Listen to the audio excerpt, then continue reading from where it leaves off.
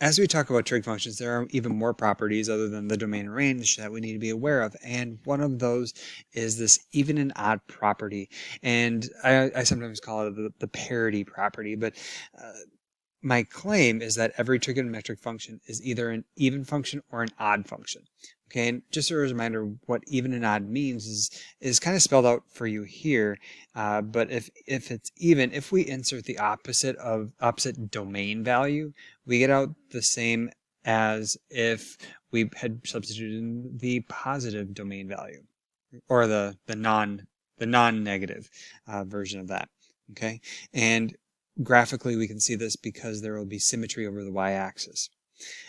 Conversely, odd functions, if we substitute in that opposite of the given value, the opposite value actually migrates all the way out in front of the function. So it says actually we get the opposite value of whatever the y value was that we would have if we didn't have the negative insert in the first place. Okay, so even functions have that property. And graphically, we talk about the function having rotational symmetry. So imagine putting your pencil at the origin, spinning the thing around 180 degrees, it would be the same image. That's what we mean by rotational symmetry. Okay, so next question is, we have this claim about functions being, or trig functions being either even or odd. How do we know which one they are? Okay, and so let's look at this via the unit circle. Okay, so again, quick little sketch. And that is a circle. Okay, I'm just telling you that now. So let's imagine we have a point on the unit circle xy. Okay, and as we've learned this section, we can talk about the central angle corresponding to that as theta. Okay, and then it says sketch theta and opposite of theta. Okay, so then opposite of theta would be, down here we would go clockwise instead of counterclockwise by theta. Okay, and what would happen here is on the unit circle, we would retain the x value. Let me undo that. Whatever, okay, so I was saying we would retain whatever the x value was from above. It's not shown so well in my drawing, mind you, but the y value would change to its opposite sign. Okay, so with this in mind, let's look at sine and cosine, and then we'll talk about tangent as well. But if I look at sine of opposite of theta, right, this would be, negative y over 1, right, according to the definition. Okay, and so this is just negative y, which we can also write as negative 1 times sine of theta. And so if we can imagine that we started with a function, and this would be a function of theta that was just sine of theta, I plugged in the opposite angle, right? So this would be f of minus theta. Okay, followed this through, and at the end I end up with negative sine theta, right? So the negative that I inserted migrated out in front of the whole thing. That's consistent with the function being odd. Okay, so sine is odd. Let's look at cosine. Okay, so cosine of negative theta, right, down here is just x.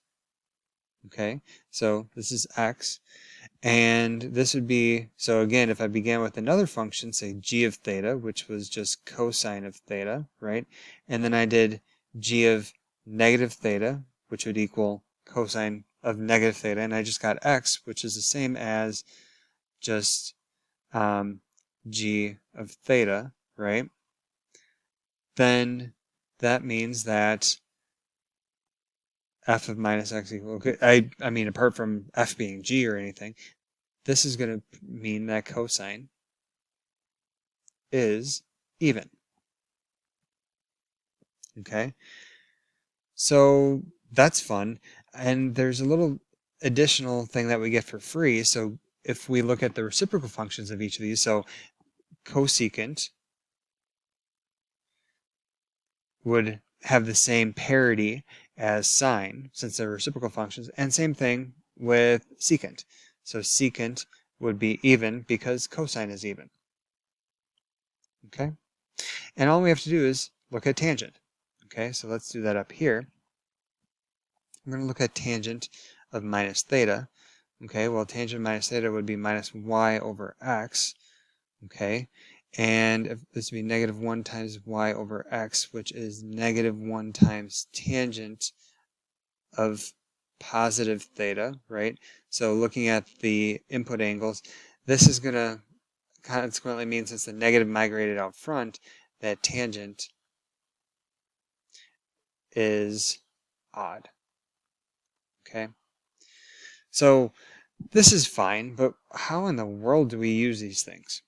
Okay, it's actually can lead to a lot of very, I guess, evaluating things in a quicker fashion. You can still do it without this property, but you can just do it quicker if you happen to know these properties.